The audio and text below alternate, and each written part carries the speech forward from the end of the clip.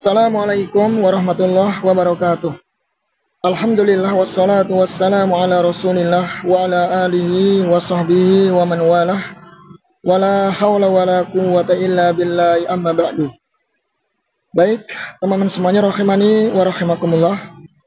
Di video kali ini kita masih membahas polemik nasab Ba'alawi yang kian menjadi pembicaraan publik karena mengklaim dirinya nasabnya sambung kepada Rasul Shallallahu Alaihi Wasallam harus dibuktikan dengan data internal maupun eksternal, harus syuhrah wal istifadah, harus dikenal di seluruh dunia, tidak hanya klaim sepihak. Maka disinilah para ulama-ulama Nusantara ikut angkat bicara ya terkait nasab Ba'alawi. Apakah mereka benar bersambung kepada Rasul Shallallahu Alaihi Wasallam ataukah hanya klaim semata yang sepihak sehingga ingin dimuliakan di bumi Nusantara ini? Baik, kita simak bagaimana komentar ya tanggapan dari para kiai, para ustadz, para gus terkait nasab Ba'alawi. Kewajiban semua ulama, semua ahli ilmu adalah bersaksi atas kebenaran dan menyebarluaskan kebenaran, yang itu berarti melawan pembohongan, melawan pembodohan, melawan penipuan. Itulah ulama yang warasatul anbiya.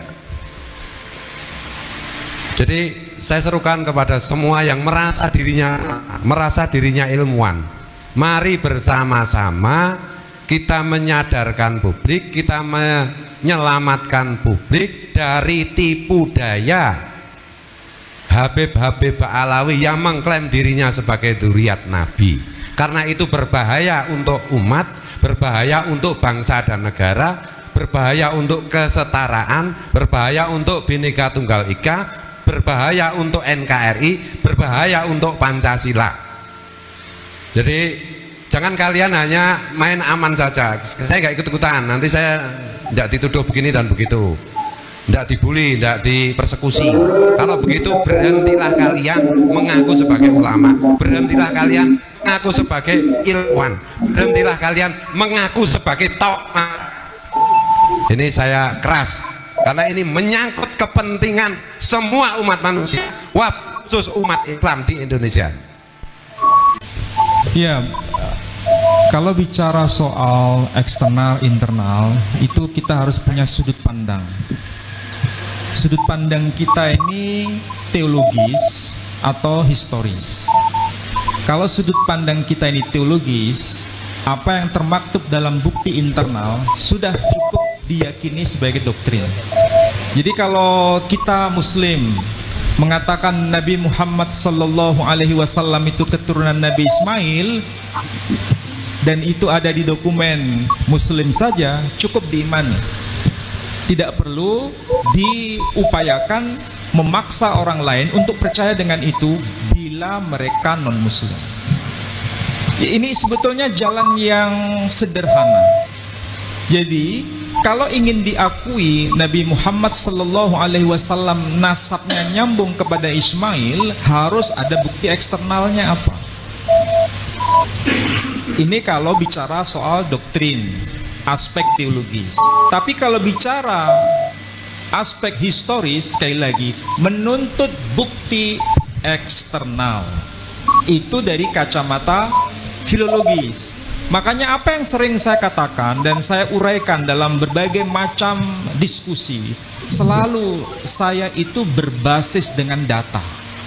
Karena data itu mencerahkan bagi siapapun, sekalipun mereka belum beriman, tapi mereka tidak bisa mengatakan bahwa itu tidak benar karena dokumennya ada pada dokumen eksternal.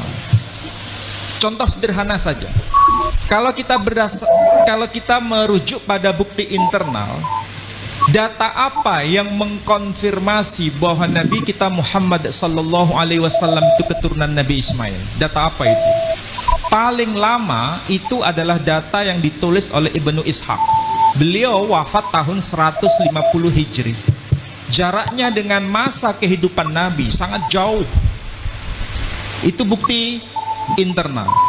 Tapi kalau kita kaitkan dengan bukti eksternal, misalnya manuskrip yang disebut Doktrina Yakobi itu terdeteksi dengan karbon C14 atau radiokarbon. Itu ternyata usianya tahun 634 Masehi usianya. Sedangkan Nabi Shallallahu Alaihi Wasallam itu wafat tahun 632 Masehi. Jaraknya hanya 2 tahun. Ini bukti eksternal. Dan itu ditulis dalam bahasa Yunani, bukan bahasa Arab, dari Imperium Romawi, Bizantium. Ini semakin menegaskan bahwa beliau bukan sekedar tokoh fiktif, tapi tokoh historis. Dan tokoh historis itu dikonfirmasi dengan data eksternal. Kita sekarang tergantung mau pilih dokumen internal saja, itu pilihan. Dan kita tidak bisa memaksa. Tapi kalau orang itu mau mengkaji secara ilmiah dengan mengkaitkannya dengan bukti eksternal, itu keislamannya bukan semakin rapuh tapi semakin kokoh. Karena apa? Ada dokumen eksternal. Jadi kalaupun disampaikan kepada siapapun, lepas agamanya apapun, mereka tidak menolak bahwa Muhammad Sallallahu Alaihi Wasallam memang bernasab pada Ismail. Itu fakta, real. Ini buku yang saya pernah sampaikan di narasi-narasi kajian saya. Bahasanya bahasa Yunani, ada bahasa Latin. Di sini tertuliskan nama Muhammad langsung. Dan saudara pernah ikuti itu, membuktikan memang iya. Jadi siapapun mereka, kalau ingin membuktikan sesuatu dan perlu disajikan dan disosialisasikan kepada komunitas di luar komunitasnya, wajib dan dituntut dokumen eksternal. Saya kira itulah yang menjadi satu pemikiran yang ada di sini semua. Saya kira demikian ya. Mudah-mudahan bermanfaat. Ketika kita mengadakan sebuah kajian dan memiliki sebuah kesimpulan, sebenarnya tugas seorang pengkaji peneliti berhenti sampai di situ. Tetapi kenapa saya terutama dan teman-teman ini mau bersusah payah untuk menyebarluaskannya? Kenapa? Karena kita merasa tidak cukup kita mengadakan kajian, mengadakan penelitian, kemudian berhenti sampai di situ karena kebutuhannya mendesak. Ini yang saya lakukan adalah sesuatu yang berkaitan dengan cinta. Karena saya mencintai bangsa ini, saya mencintai negara ini, saya mencintai para habaib, agar mereka tidak terus di dalam apa yang sekarang mereka sedang berada. Maka saya ini perlu untuk menyadarkan berdasarkan kesimpulan dari kajian yang saya lakukan. Kalaulah dari kesimpulan kajian itu mereka hari ini marah, kesel, jengkel, ya. Saya yakin semua itu tidak akan terjadi di akhirat. Hari ini mereka marah, dan saya yakin di akhirat merekalah orang yang akan berterima kasih kepada saya.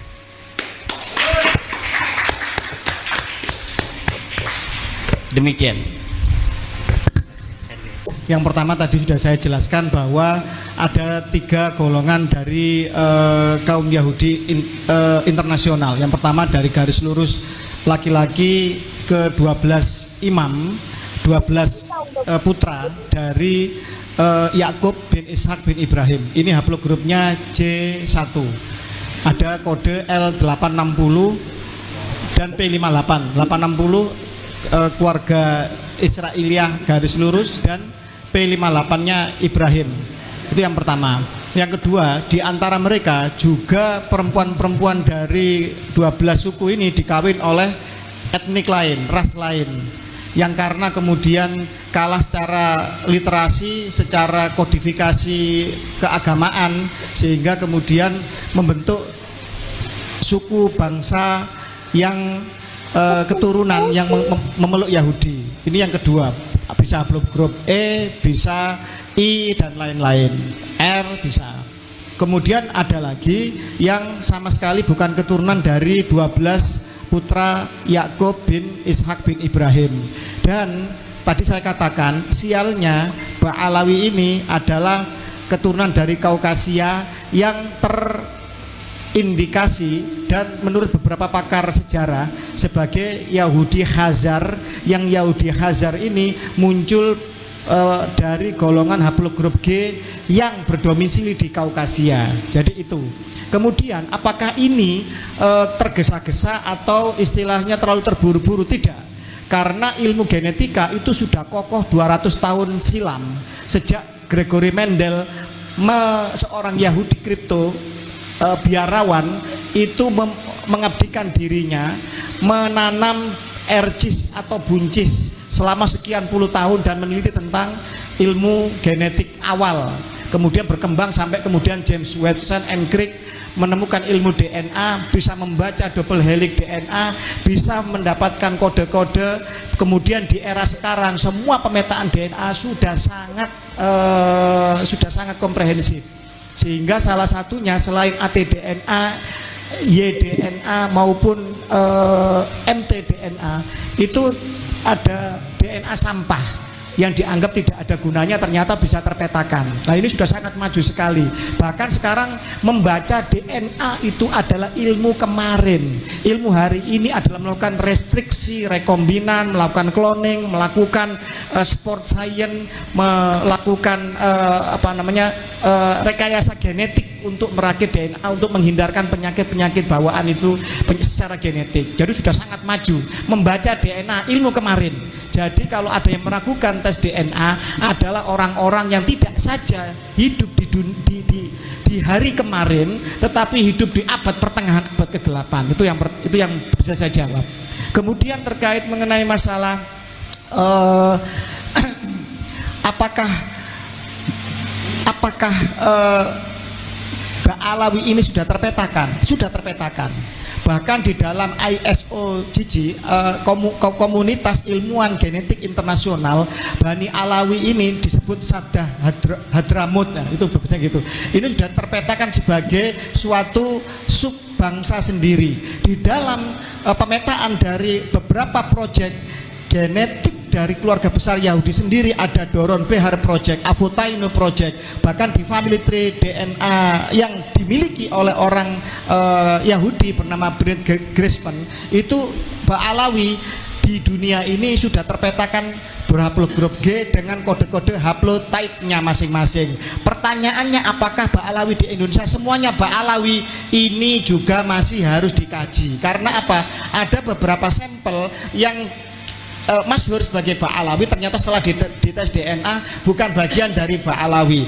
Dan kita memahami bahwa di era kolonial, untuk menjadi warga elit yang mendapatkan fasilitas Belanda, banyak yang memba'alawikan dirinya agar menjadi warga kelas atas di bawah kelas ras kulit putih Belanda, mendapatkan fasilitas dari kolonial. Dan ini bisa diuji, bisa di tracing nanti ketika Ba'alawi kita harapkan mau terbuka untuk ikut proyek bersama meneliti secara genetik mereka, apakah mereka benar Ba'alawi sesuai dengan keluarga besar Ba'alawi yang telah terpetakan secara internasional di Yaman sana, ataukah mereka adalah orang-orang yang bukan Ba'alawi tapi diba'alawikan, disesatkan menjadi Ba'alawi padahal dia adalah Trah Nusantara asli, atau mungkin justru Trah Sayyid asli.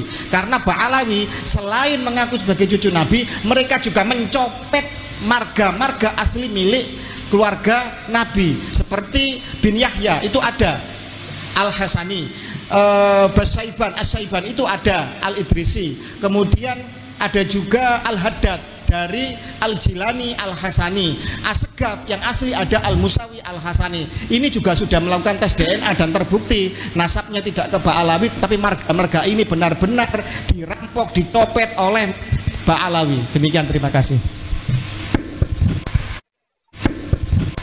Ada beberapa pihak yang menyatakan bahwasanya perjuangan kami ini ibaratnya adalah sebuah fitnah atau juga merupakan ujaran kebencian dan lain sebagainya. Di sini kami sampaikan bahwasanya membuka aib daripada kalangan Habib Ba'alawi Muasal Yaman ini adalah merupakan amar ma'ruf nahi mungkar. Bila mana ada yang menganggap sebagai sebuah fitnah, kami siap mempertanggungjawabkannya baik secara kajian ilmiah maupun secara jalur hukum. Bila mana dianggap fitnah, silakan gugat pihak-pihak kami atas dakwaan berita bohong. Kita akan buktikan di pengadilan dengan saksi pakar baik genetik maupun kajian ilmiah bahwasanya ini bukanlah sebuah fitnah. Nah, bila mana bukan fitnah, mungkin juga ada yang menganggapnya sebagai gibah. Namun ketahuilah berdasarkan Imam Nawawi, ada hal-hal membuka aib yang bukanlah bagian daripada gibah. Misalkan melaporkan kezaliman suatu orang atau suatu kaum kepada pihak yang berwenang atau berwajib, atau juga menyampaikan sesuatu kepada ulama untuk meminta fatwa, dan juga untuk demi kewaspadaan bagi umat atau kewaspadaan bagi umat Islam, bangsa juga. Dan juga selain itu juga adalah sebagai efek jera bila mana ada suatu kesalahan, kezaliman yang dilakukan secara terang-terangan. Jadi kalau secara terang-terangan itu dilakukan, ada yang merendahkan para kiai kita, merendahkan para wali songo, sultanil aulia, dan itu terang-terangan dilakukan, bahkan menyampaikan bahwasanya negeri kita Indonesia itu adalah miliknya pihak Tarim Yaman, padahal adalah milik Allah yang dititipkan kepada bangsa Indonesia.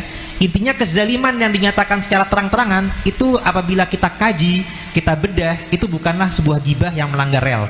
Dan juga artinya perjuangan kita ini insya Allah akan terus berlanjut sebagai bentuk amar ma'ruf nahi mungkar. Dan juga saya terinspirasi juga tentang masalah yang disampaikan Profesor Romin Hakim Ali tentang adanya data internal dan eksternal. Jadi perjuangan kami tidak sekedar membuat atau membuka aib bahwasanya Ba'alawi itu bukanlah keturunan Rasulullah, tapi merupakan keturunan Yahudi Khazar Kaukasus yang suka bikin kasus. Kami juga sifatnya meluruskan sejarah dan silsilah leluhur bangsa kita. Jadi terutama Wali Songo yang sangat berjasa dalam penyebaran dakwah Islam di bumi Nusantara, sehingga umat Islam terbanyak di dunia adanya di Indonesia. Dulu sempat dibelokkan oleh kalangan Ba'alawi seakan-akan berketurunannya dari Muasal Yaman. Tapi alhamdulillah berdasarkan data internal berbagai manuskrip dari zaman ke zaman dan data eksternal sebagaimana di pernyataan Profesor Menakam Ali, suatu hal mendekati kebenaran apabila terbackup, terdukung antara data internal dan data eksternal ya Prof ya. Alhamdulillah untuk warga Wali Songo, data eksternalnya adalah isbat nakib negeri muasalnya, leluhur.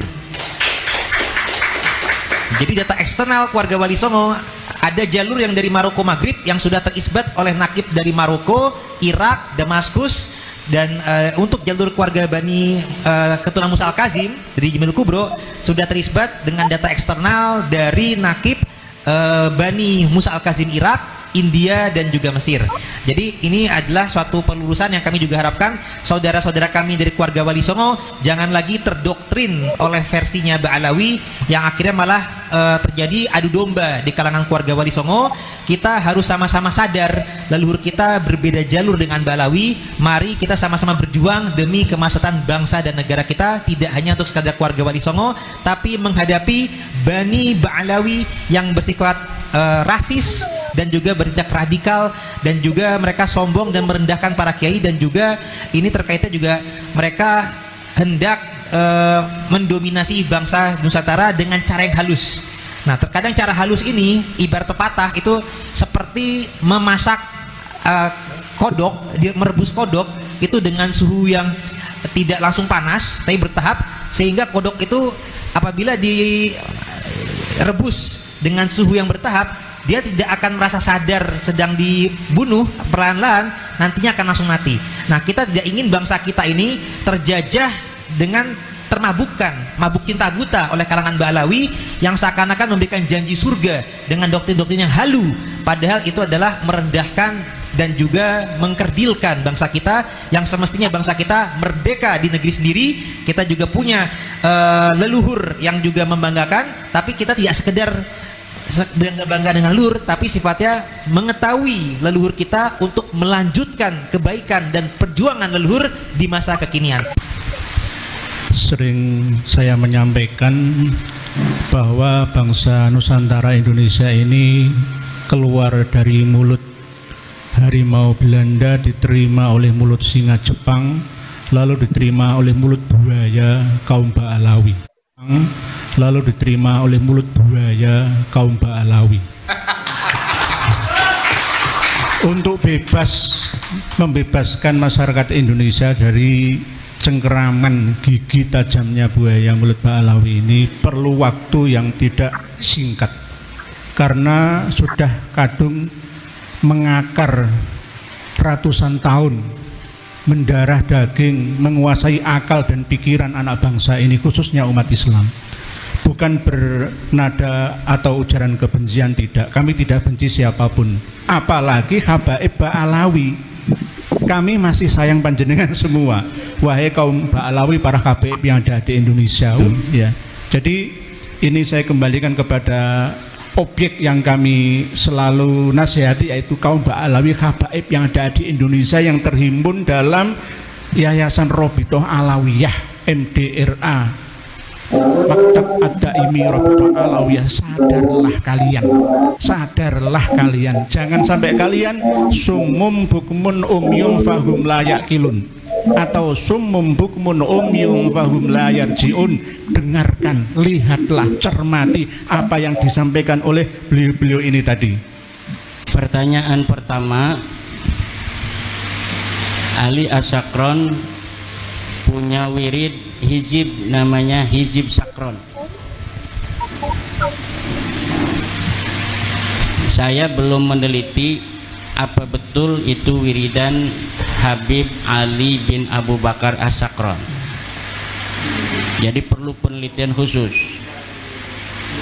Jikapun benar, maka makom kewalian, jika betul wali di hadapan Allah, itu tidak ada kaitan dengan nasab.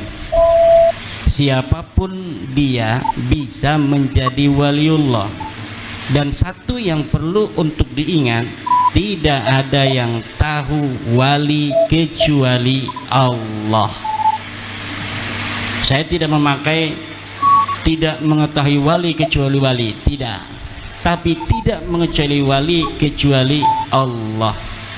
Karena wali itu kekasih, kekasih itu adalah fi'lul qalbi bagi manusia. Hanya saya yang mengetahui siapa sebenarnya yang paling saya cintai dari manusia. Begitu pula hanya Allah yang mengetahui siapa kekasih-kekasihnya. Lalu tentang tergugat Habib Ali bin Abu Bakar As-Sakron, kenapa saya selalu menghilirkan masalah ini kepada Habib Ali bin Abu Bakar As-Sakron? Karena de facto hari ini yang dapat saya baca dari kitab tertua adalah karya Habib Abi Bakar As-Sakron ini, Ali bin Abu Bakar As-Sakron. Benarkah dia karangan Habib Ali bin Abu Bakar As-Sakron? Ini bisa jadi bila diteliti lagi, bisa jadi ini pun tidak ada. Hari ini kitabnya dicetak. Saya pernah melihat sebuah manuskrip, namanya bukan Al-Burqatul Musyiqah tapi Al-Burqatul Munifah.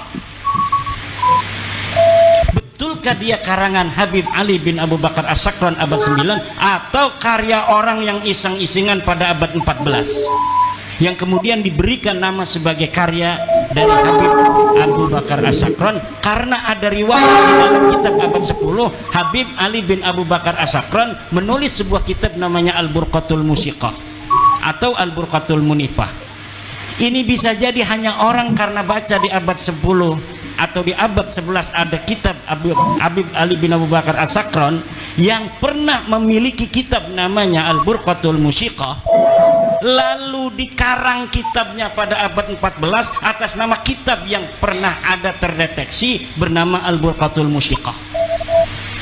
Dan ini saudara, hati-hati, ada orang yang ingin berusaha untuk mencari kitab sejaman dengan membaca sebuah referensi bahwa Ubaidillah mempunyai kitab bernama Al-Intisar misal, manuskripnya tidak ada, lalu manuskrip itu dibikin hari ini, kemudian dinamakan Al-Ubaidillah, kemudian di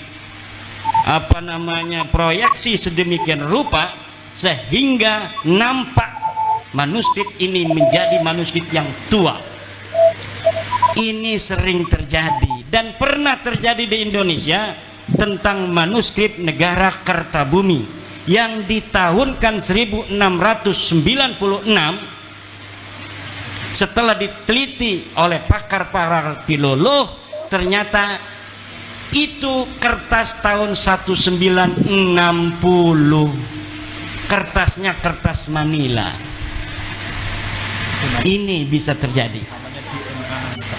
Itu namanya menurut Profesor Menachem Ali adalah DNA naskah, catatan Tuhan yang ada dalam naskah.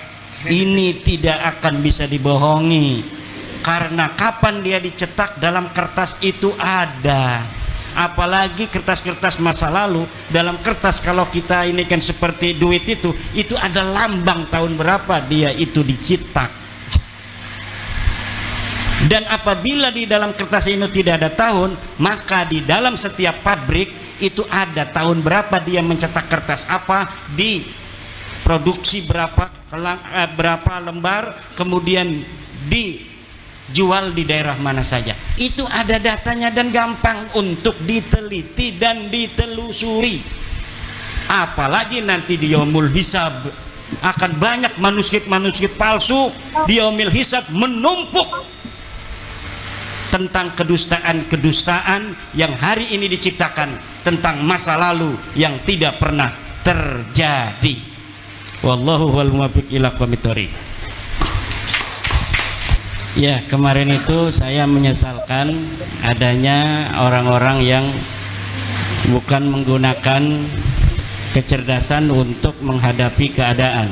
Dalam hal ini adalah keadaan nasab Ba'alawi yang saya gugat, bahwa nasab ini terputus 550 tahun, bahwa nasab ini adalah batil, bahwa nasab ini adalah mardud. Kemudian ketika saya merasa bahwa ini adalah saya mempunyai kewajiban untuk menyebarluaskan apa yang saya yakini menurut hati nurani saya berdasarkan dari kajian-kajian pustaka library riset ini, maka kemudian ada orang-orang yang tidak menerima itu dan melakukan hal-hal yang seperti terjadi di Tambun kemarin. Seharusnya apabila kajian ilmiah itu dibalas dengan kajian ilmiah. Kalau itu misalnya sebuah ceramah, ya mungkin bisa dibalas dengan ceramah yang lain. Mereka mengadakan ceramah kemudian mengadakan orasi atau ceramah yang sama untuk mengcounter apa yang saya ucapkan dalam ceramah itu. Namun itu tidak dilakukan, justru mengadakan intimidasi.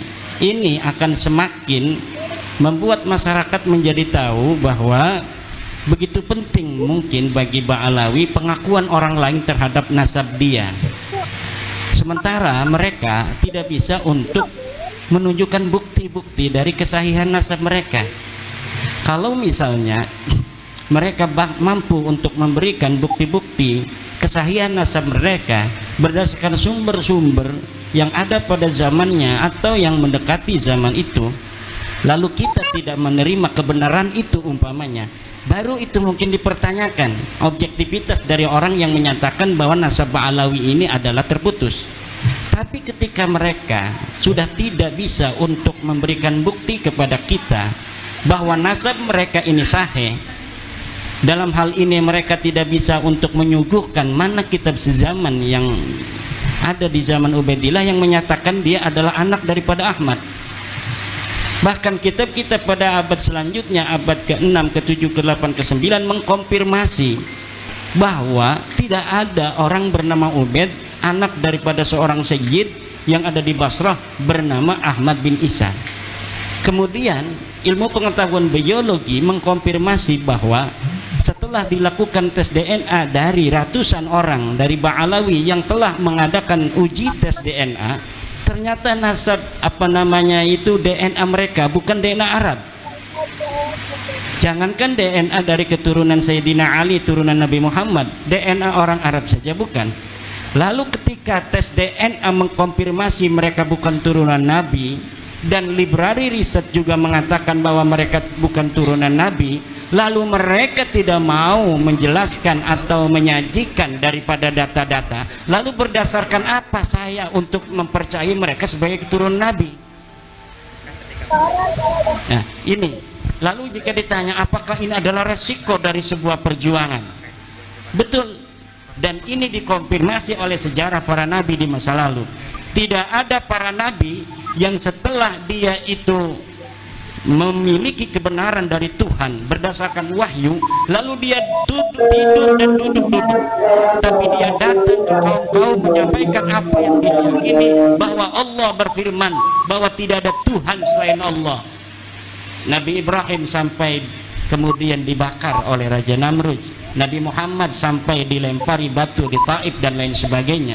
Saya tidak menyamakan bahwa kebenaran yang saya bawa seperti kebenaran yang dibawa oleh Nabi Muhammad, tapi minimal ini adalah kebenaran yang saya yakini walaupun orang lain belum meyakininya. Saya ingin menambahkan tentang kitab sejaman atau sumber sejaman.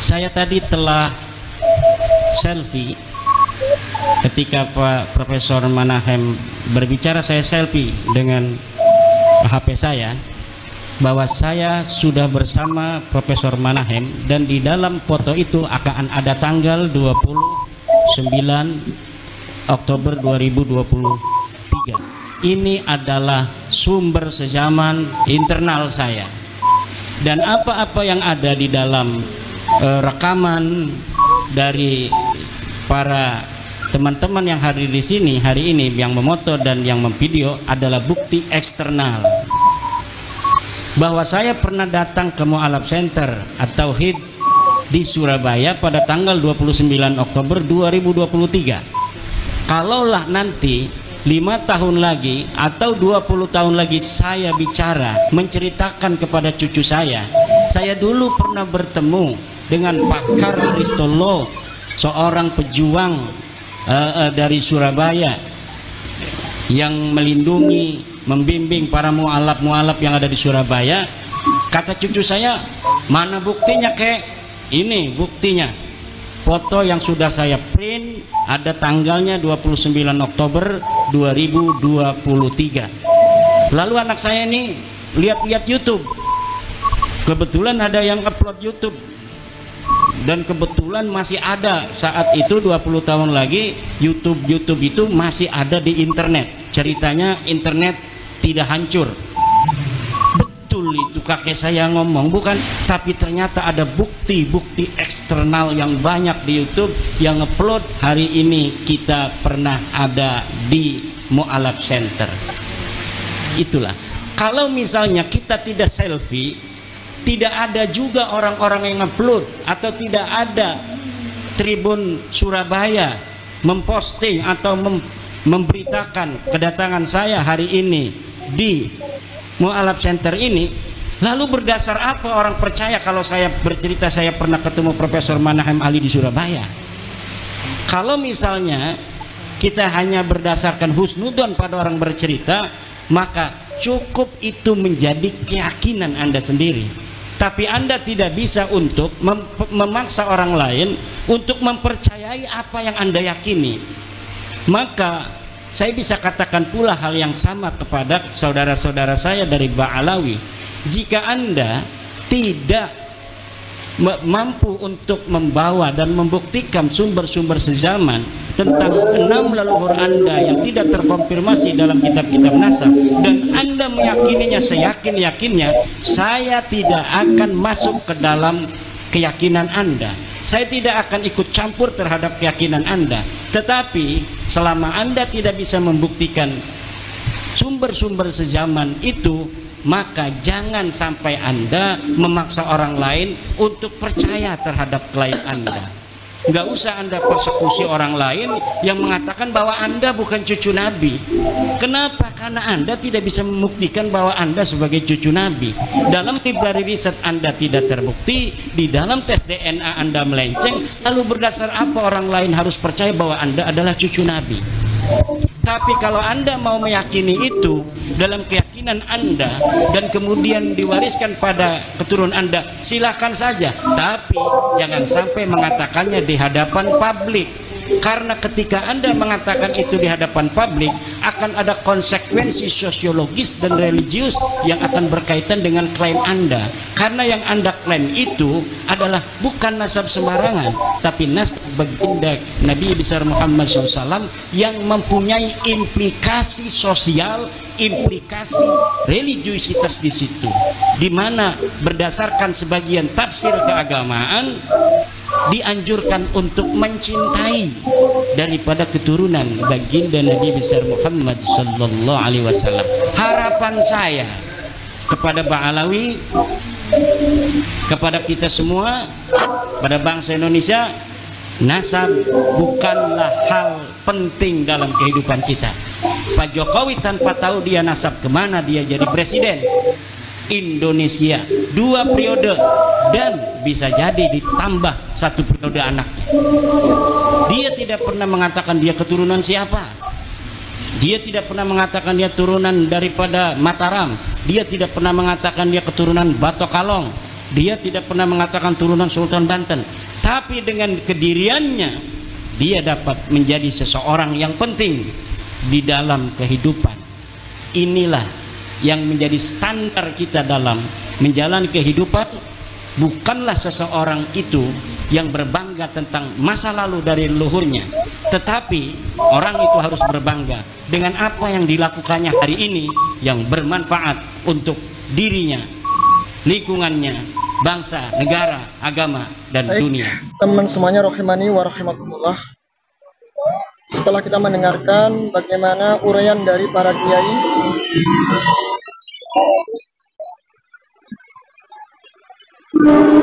jadi membahas nasab Ba'alawi ini bagian dari amar ma'ruf nahi munkar.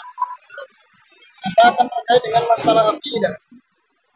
Karena akidah Ahlussunnah wal Jamaah, kalau memang dia keturunan Nabi alaihi salatu wassalam, maka haram untuk menerima sedekah, menerima harta zakat.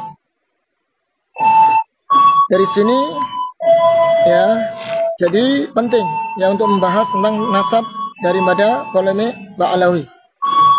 Semoga yang sedikit ini bermanfaat. Billahi taufik wal hidayah. Wassalamualaikum warahmatullahi wabarakatuh.